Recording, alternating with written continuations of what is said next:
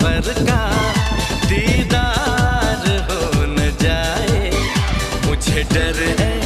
आपसे